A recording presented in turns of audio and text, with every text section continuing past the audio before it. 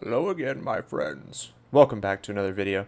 Today I want to be taking a look at the new exotic trace rifle that just launched in Destiny 2, Ager's Scepter.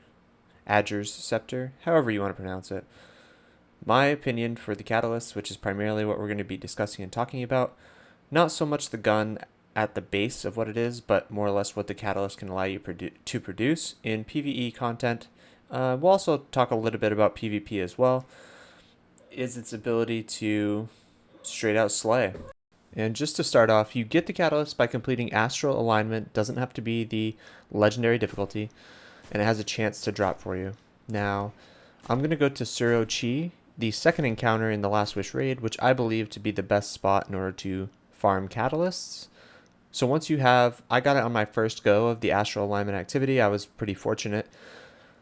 Some folks did not have that much luck, and I hopped right in here. I used the code that you see on screen, and you'll know you did it right if that happens. And then what it does is teleport you to that location in the raid, which is very nice because this is a great spot to farm. I know a lot of people like the thrallway within the Shattered Throne. That's totally fine if you can have that checkpoint, but this you can do solo, which I find very helpful. And voila, you arrive here. Now I'm going to go backwards just to show you how you can get the chest here solo as well. I'll let that gameplay run. I do apologize for the lack of visibility on my character. I don't really know what's happening. It's having issues loading. This happens to me every once in a while. But yeah, let's jump into what the gun does itself. So, Ager Scepter, the initial perk is final blows with the weapon generate a slowing burst around the defeated target. And it's just like it sounds. It's like a little pulse after the target's defeated or frozen, and it chains to nearby enemies. Now this weapon by itself is truly S tier for dealing with trash mobs. It's up there with things like the Trinity Ghoul and Huckleberry in my opinion. And it's fun. The synergy it has is great. And it's kinetic. In your kinetic slot, it is a stasis weapon, of course. I know a lot of people wanted to give Cold Heart stasis, but anyways, neither here nor there. This is what the catalyst does once you unlock it. Alternate weapon action. So drain super energy, overflowing the magazine and empowering the beam with bonus damage and the ability to slow and freeze targets until the magazine or super energy runs out or the weapon is stowed. Can only be activated when your super energy is full. Couple things here. Yes, you can only use it when your super is full. Yes, you can have your super and then switch to the weapon. You don't have to have it out, so just keep that in mind for PvP. The damage bonus is 80%, which is huge. There are some ways to buff that even further. And then you can slower freeze targets, so if it's a larger target or in your PvP, you'll immediately slow them when you hit them, which is really nice as well. And it doesn't say that specifically in the notes, but you can shut the perk off as well. Now here's the gameplay of me typically running. I think I've done about 20-25 weapon catalysts here. Suro Tree. I'll run top tree Night Stalker, and that's just mainly for the tether, of course. And the reason is that every enemy tethered counts as a kill with the weapon you're using. So if you have 20 enemies tethered, but you kill one with Ager's Scepter, all 20 enemies will count towards the catalyst, which just makes it really, really viable for this environment. I will say this spot's a little finicky. You can have anywhere from 60 enemies all the way. I think the max I had was 97 or 98 in an encounter, so I don't really understand the variability there. But it's a great place to farm it nonetheless. Alright, so the requirements for this weapon are 1,000 kills. Some exotics are as low as 500. Some are nuanced to be lower than that, but 1,000 is quite a lot for a weapon. So it of course will generate orbs upon multiple kills. Defeating targets with this weapon will unlock it, and defeating targets with precision damage will unlock this objective faster. Now my assumption is, I wasn't really able to crunch the numbers, but if you get precision shots, which I highly recommend you of course try to do when you're farming this, that they will count as double. At least double would be my assumption. So instead of 1,000 kills, if you got all precision shots, you'd only need 500. And then obliterating destructible walls in the Shattered Realm grants additional progress. Now this I didn't test out personally. I just knew that this is where I wanted to go to farm this objective, but you could also try that with the missions from the helm. So before we truly dive into some of the synergies with this, of course it works beautifully by itself and super fun, as you can see in the background gameplay as I continue to farm for the catalyst. But in addition to that, with every subclass, it will synergize with the stasis subclasses even better. And I would say specifically, probably the most synergy from the warlock, but all classes can certainly benefit. You will see some gameplay at the end of this video with the catalyst unlocked, and I go through and choose the exact perks that I want to be associated, that I think are going to make sense for frozen targets. There's some really good synergistic perks there, of course, with the stasis abilities. And yeah, I think there's some great builds here. Now, having said that, if you're a solo player, I think for lost sectors, if you're playing any of the dungeons, there's plenty of trash mobs. If you're doing Sorrows of Harbor on the moon, plenty of trash mobs in order to make this thing absolutely shine, which is really, really fun. And even some tougher mods. Now, any of the shielded combatants, it's good to keep in mind that you can freeze shielded combatants in higher PvE activity.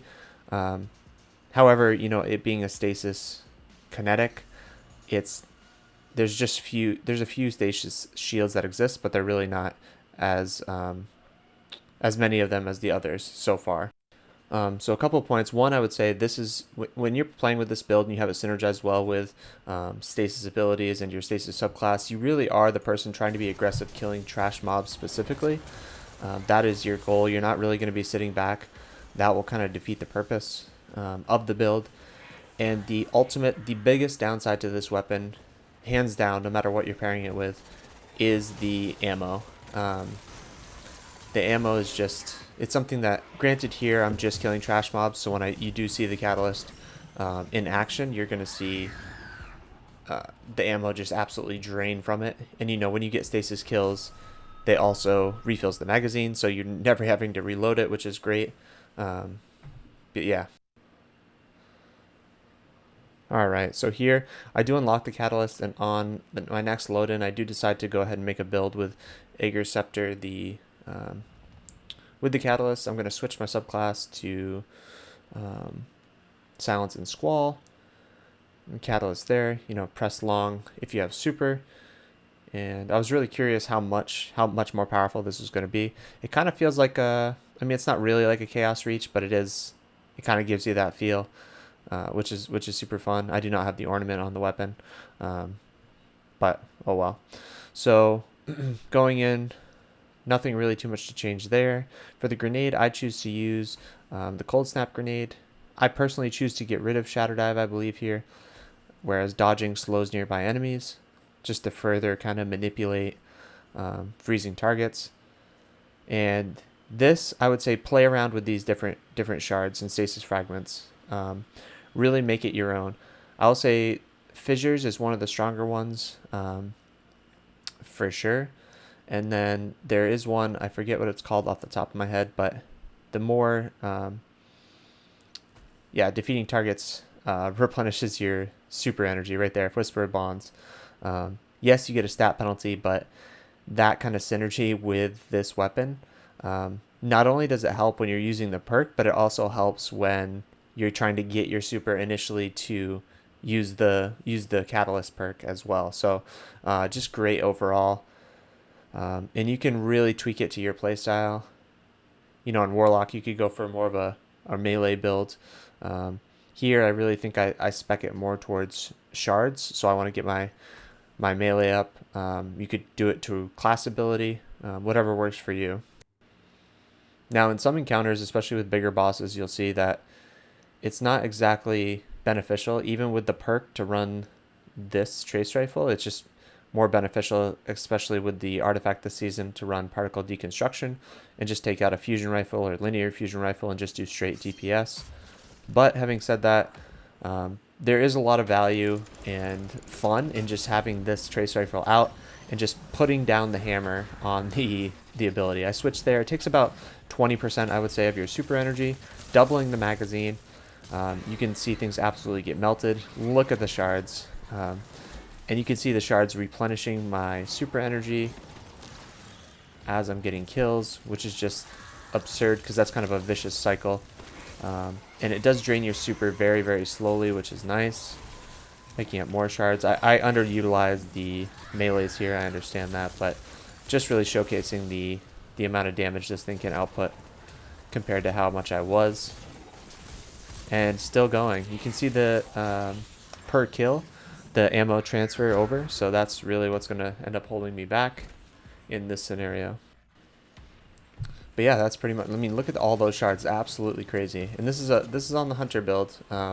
I have not yet tried it with warlock or titan. I'm excited to try it with the warlock chest piece, battle of harmony. I think that's going to synergize perfectly, and I think there's going to be some really silly builds for PvE, and I think there's no reason it couldn't be strong in PvP. I haven't yet tried that out, but I probably won't run it, and then when I get my super, I'll just switch to it. So same thing here, you know, I pop a banner, pop my super, or pop the perk, sorry, and just go to town on these ads. But the main thing just being don't switch weapons. You know, make sure you continually have this weapon out, otherwise that perk goes away, and you're left with whatever super you have remaining after you've used the perk. So really, really strong overall in activity.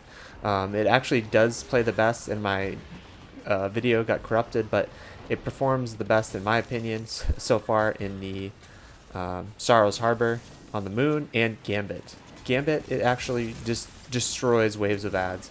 It's not even close, and that's true for, I've played that on Hunter, and I've played this, no, I guess just Hunter and Gambit, but yeah, definitely go get this, guys. It's worth getting the catalyst, grind it out, makes the weapon that much better, and hope you guys enjoyed this video, found it informative. I'll see you guys next time.